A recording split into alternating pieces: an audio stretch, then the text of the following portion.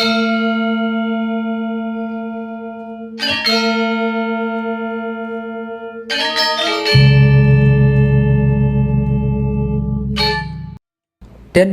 adalah ibu kota Provinsi Bali, Indonesia.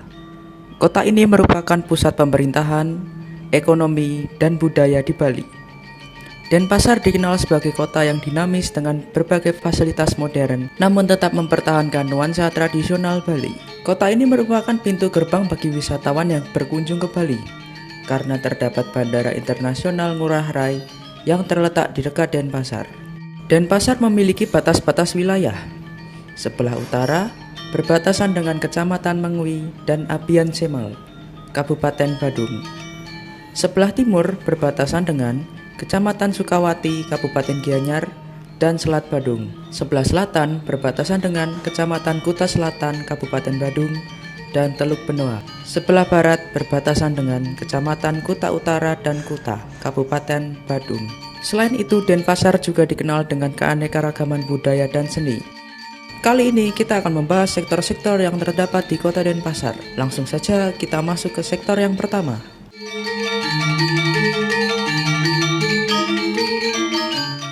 Yang pertama, hotel dan akomodasi. Banyak hotel, villa, dan penginapan yang melayani wisatawan domestik atau mancanegara. Bisnis ini merupakan salah satu penyumbang utama pendapatan asli daerah atau PAD melalui pajak. Selain itu, bisnis ini juga bermanfaat karena menyediakan lapangan kerja bagi ribuan tenaga kerja. Yang kedua, restoran dan kafe.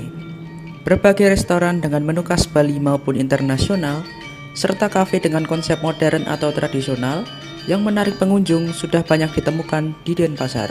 Adanya restoran dan kafe ini bermanfaat bagi industri lain seperti pertanian, perikanan, dan UMKM lokal yang memasok bahan baku.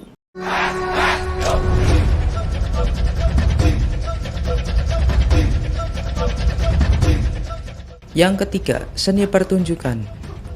Seni pertunjukan ini berperan dalam meningkatkan pariwisata melalui pementasan seperti tari Bali, gamelan, dan pertunjukan wayang yang menjadi daya tarik wisatawan. Banyak seniman yang memanfaatkan platform seperti YouTube dan Instagram untuk mempromosikan pertunjukan mereka sehingga wisatawan semakin tertarik pada pengalaman autentik. Selain itu, seni pertunjukan ini juga berperan sebagai sumber pendapatan bagi seniman dan pekerja kreatif di Denpasar.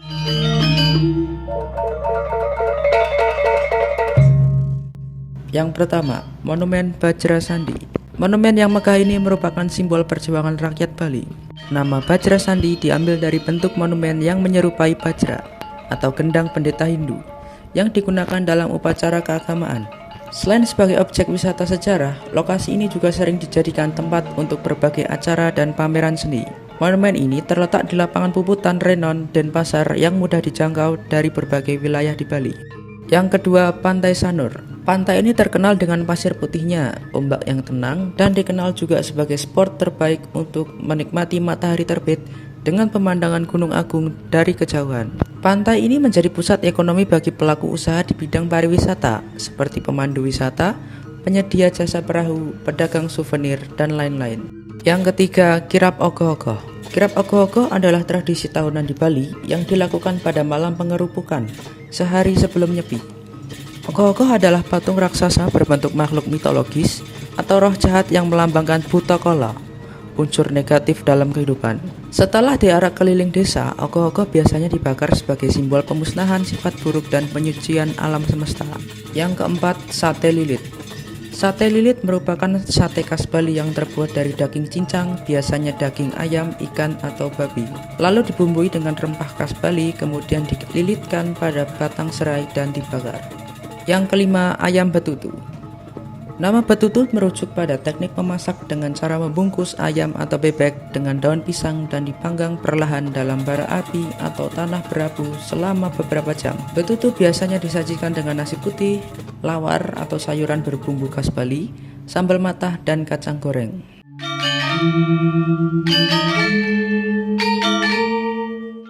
Yang pertama, Universitas Udayana. Universitas terbesar di Bali ini memiliki berbagai program pendidikan tinggi di bidang ilmu sosial, teknik, kedokteran, pertanian, dan lain-lain. Universitas ini juga aktif dalam riset dan pengabdian masyarakat yang berkaitan dengan pengembangan Bali. Yang kedua, Badan Riset dan Inovasi Daerah atau BRIDA Kota Denpasar. Badan Riset dan Inovasi Daerah atau BRIDA Kota Denpasar berperan dalam melaksanakan penelitian dan pengembangan di berbagai bidang. Mereka menyediakan layanan konsultasi dan menerima usulan penelitian dari masyarakat.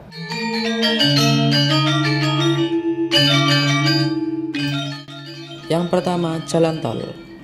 Salah satu infrastruktur yang mendukung Denpasar adalah pembangunan jalan tol Bali Mandara yang menghubungkan Denpasar dengan kawasan Nusa Dua, Jimbaran, dan Bandara Ngurah Rai, serta mempercepat akses menuju kawasan wisata utama di Bali. Yang kedua, Bus Rapid Transit atau BRT.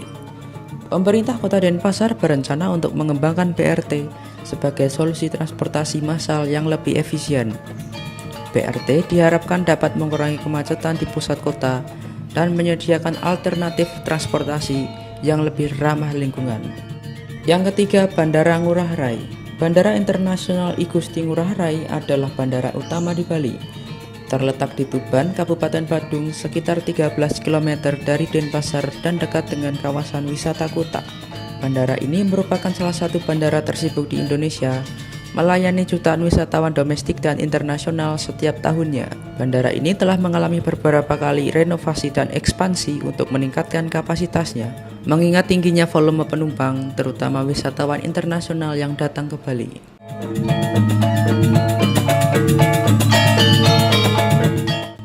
Yang pertama, kemacetan lalu lintas. Seiring dengan berkembangnya sektor pariwisata dan pertumbuhan penduduk, Denpasar mengalami masalah kemacetan, terutama pada jam sibuk. Jalan-jalan utama seringkali padat, terutama di sekitar pusat kota dan area wisata. 2. Pengaruh pariwisata yang berlebihan. Sektor pariwisata memang menyumbang ekonomi yang besar, tetapi terkadang pariwisata massal dapat merusak budaya lokal dan menciptakan ketergantungan ekonomi pada sektor ini. Aktivitas turisme yang berlebihan juga bisa memengaruhi keberlanjutan lingkungan hidup dan kehidupan masyarakat setempat. Yang ketiga, penyakit menular dan kesehatan. Dengan tingginya jumlah wisatawan yang datang, Denpasar bisa menjadi tempat berkembangnya penyakit menular, baik dari lokal maupun turis. Yang keempat, banjir dan masalah drainase. Sebagian wilayah Denpasar, terutama di area rendah, mengalami masalah banjir pada musim hujan. Kurangnya sistem drainase yang memadai sering menyebabkan air meluap dan menggenangi jalan, yang dapat mengganggu aktivitas sehari-hari dan menyebabkan kerusakan pada properti. Meskipun memiliki kemajuan pesat di bidang pariwisata dan ekonomi, Denpasar menghadapi sejumlah tantangan, seperti kemacetan, masalah lingkungan, dan kesenjangan sosial. Namun, kota ini terus berkembang dan berusaha menjaga keseimbangan antara modernisasi dan pelestarian budaya serta lingkungan. Secara keseluruhan, Denpasar adalah kota yang menawarkan berbagai peluang, baik bagi penduduk lokal maupun wisatawan, sekaligus menyimpan tantangan yang perlu diatasi untuk memastikan pertumbuhan yang berkelanjutan dan inklusif. Nah, itulah video pembahasan mengenai kota Denpasar. Saya Nayaka Abipraya dan Alfa Rizky mengucapkan matur suksma.